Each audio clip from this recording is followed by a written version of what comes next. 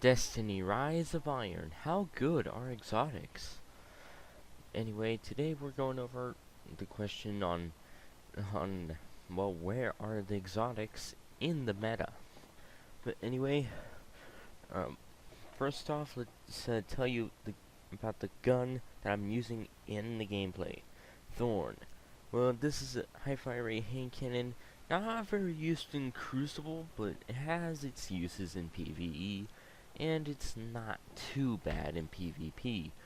Just because they hit it with another nerf, well, not recently, but like the latest nerf to this hand cannon just kind of puts it to no popularity.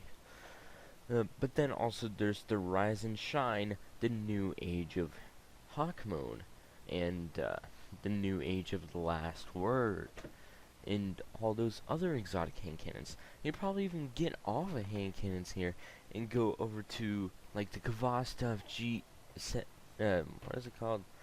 7GOX can actually do some pretty good in Crucible, and it's okay for PvE. Then we have Mana Multitool, still shining and bright in PvP, and still not very useful for PvE. And then also we go over to like the specials.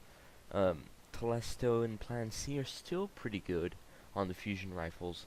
Shotguns, Invective is a very good choice. Fourth Horseman is still on the last. And yeah. Then when it comes to exotic snipers, they're rarely used. Well, at least in PvP. But in PvE, the only one I do see is Black Spindle. And I sometimes even barely see the Black Spindle. It's already overtaken by the Devil's Dawn, the Does Not Bow, and all that. The 1,000-yard stare age is gone. And yeah, then also we go over to the heavies. Saber Simulant is still hanging in there, and it's very good for the Wrath of the Machine Rage, so ramp up the light on that thing. And then the the exotic with a legacy, Yellowhorn. This thing is not as great as the year one, but the thing is, it's still got its uses, especially when it comes to DPS, taking out a whole mob in one shot, and also basically mobility and being able to just unload on a target as fast as possible. And well, that's kind of a machine gun's job, but I'd say the Yellowhorn does more DPS than a machine gun, and which is what I'm gonna go over to. Like the Nemesis Star does good, but not good enough. It's good in PvP. The only problem is I keep missing the heavy ammo box because all the other guys in the matches keep taking it away from me. That's why you see me when I record for a heavy weapon review, I go into PvE. That's kind of why. And yeah, and I'd say that like Thunderlord Super Good Advice and all that are still. I'd say Thunderlord is very good for PvP. Super Good Advice is still the recoil machine as it ever was.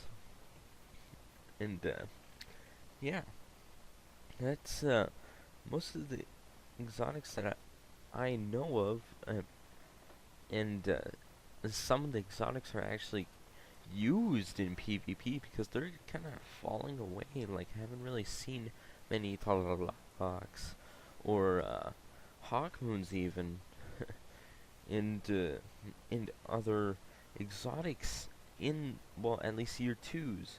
I see some Suros Regime, and I just do not see the blue bolts of Zalo Supercell, and I wonder where Harlight went, but I do see a lot of Monte Carlo around because of its new, how do you call it, meta perk swap, whatever we call it. Because now, instead of like doing the send it, making it like an usable weapon, you can now out-flinch your opponent with high caliber rounds, which is pretty cool and pretty nasty. I'd say it's kind of a cheese, but kind of not of a cheese. But yeah, after that we go over to the sidearms. I forgot to cover those.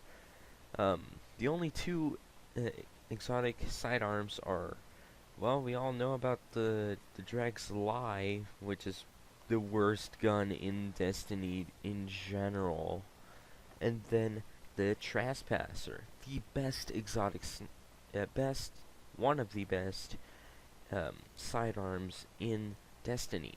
But anyway, smack that like button, hit the sub, drop that comment, and I'll see you guys later for another video on my channel. I'm out of here.